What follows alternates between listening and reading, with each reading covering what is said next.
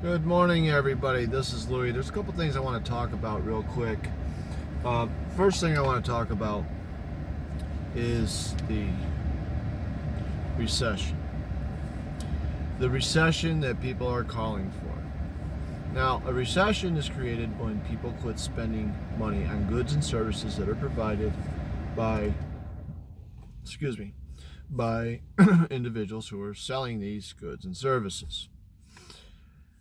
And by them not making the purchases on those things, by them not spending the money's not circulating, and people aren't able to make money to pay their bills. And if the recession gets bad enough, people actually quit paying their bills because they're more focused on gas to get to work and food to eat. Simple as that. Okay? Now, with that comes many problems, and the government's got to step in and find some way to stimulate the economy, and that ends up being usually they spend money on construction or other infrastructure to get people working again, to get people to spend money again. And then once things get rolling, it runs for about 7 more years, and then we go into a quote unquote another recession. Now the problem is the media has always controlled whether we go into a recession or not. Things could be running really, really well like they are right now. And then they start saying, oh, we're going into a recession, and people get scared and they quit spending their money. And essentially that's what happens. We make the media sound like they're telling the truth. Now let's think about this for a minute. If we didn't listen to the media, we would continue to spend our money. If we continue to spend our money, media is proven wrong, and we don't have a recession. Something to think about. All right? Now, I'm not trying to sit here and tell you to be financially irresponsible. I am telling you, let's not believe so much what the media's got to say.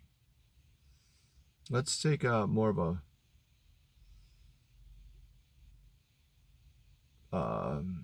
I don't know, let's just not listen to them type approach and make our own judgment calls based on what we see, what we feel, and what we believe. All right, that's what I've always done. Every recession, I was still out spending money I wish I had back, but I did my part to try and keep the economy going. Now the other thing is, we had a couple of shootings at Walmarts. We had one in El Paso, Texas, and one in Ohio. I think it was Dayton, Ohio. And because of this, people's knee-jerk reactions, oh, we need gun control. Oh, my God, we got to do something about these guns. Oh! No.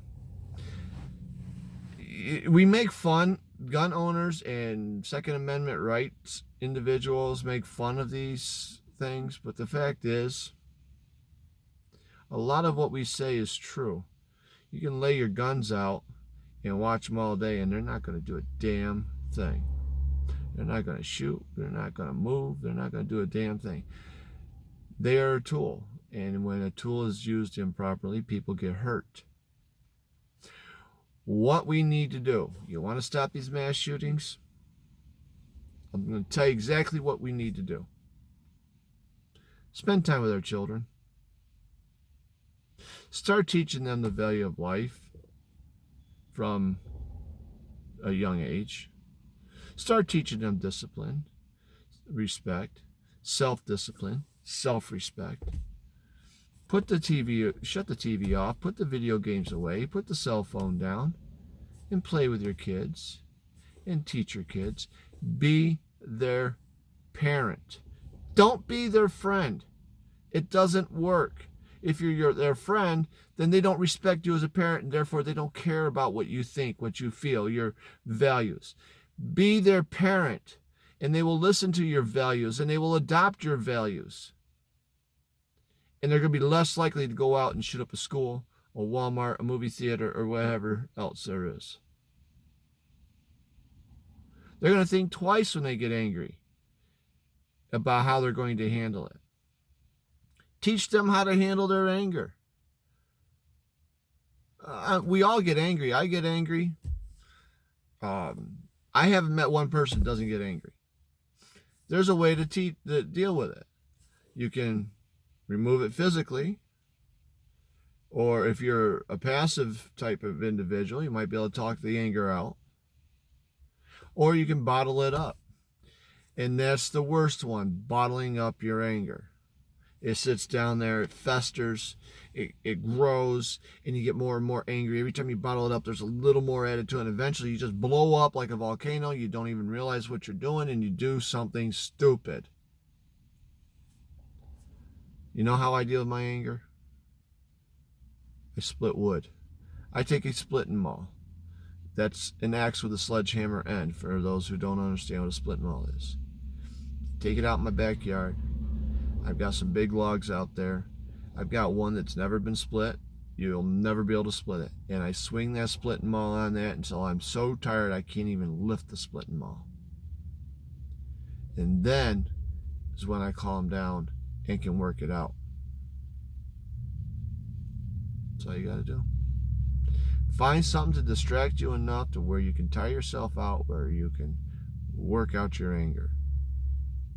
That's all you got to do. And that's what you got to teach your kids. You don't say things like, I'll just shoot the son bitch that comes over here again. You can't say that. Not in front of your children. I mean, I understand when you say that you don't actually mean what you say. You're just frustrated and angry.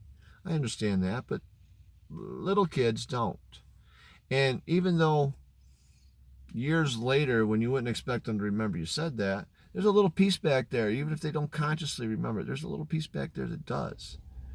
And it helps lead them that way. That's why you got to teach them self-discipline, self-respect, discipline, regular respect. Gun safety is a big one. You know what I did? When my kids were real young, I brought all my guns out, I put it on the table, and we had what was called gun talks. And then when they got older, when they were getting closer to hunting age, I made it mandatory that even if they weren't going to hunt, that they went to a hunter safety course. And the reason is even though I taught them a lot of gun safety, there were things that maybe they didn't understand what I was teaching, or maybe there were things that I overlooked that I should have taught them. Either way, it was handled in a gun safety class. It was handled in a hunter safety course. So they were able to learn more. And I made them do this. I paid their way so they could go. And I took them and I made sure they sat through that hunter safety course. 3 out of my 4 kids all own guns, and not once have they ever touched their gun out of anger. They've gone target shooting. One son does hunt. Another son is just a collector. Just got them because he wants them. Doesn't make him a dangerous person. Just means he likes guns. But I'm secure knowing that I'm not going to have to sit there and try and answer for their actions, because I taught them. I taught them self-respect, self-discipline. I taught them how to deal with their anger and their other negative issues. Negative emotional issues. Forgive me. I've taught them. I took time out. We didn't sit in front of the TV. I didn't play on my phone or computer all the time. I did when they got older, but I'd already done the job. And they were already good kids. And the only time I ever had to speak to them is when they stepped off the path of, decent citizen. And I brought them back. I yanked them back onto the path and said, this is the direction you need to go, at least until you get out of the house. And guess what? They maintained that direction. They've never been in trouble with the law in the sense that they went to jail. Yeah, speeding tickets. Yeah, parking tickets. We all get those. If we don't, congratulations. I'm shaking your hand now if you haven't had a speeding or a parking ticket. Seatbelt tickets. Those kinds of things. Minor stuff. They haven't had any major run-ins with the law. And not once has a weapon ever been a problem. Teach your kids. Let them know that there's a right way and a wrong way.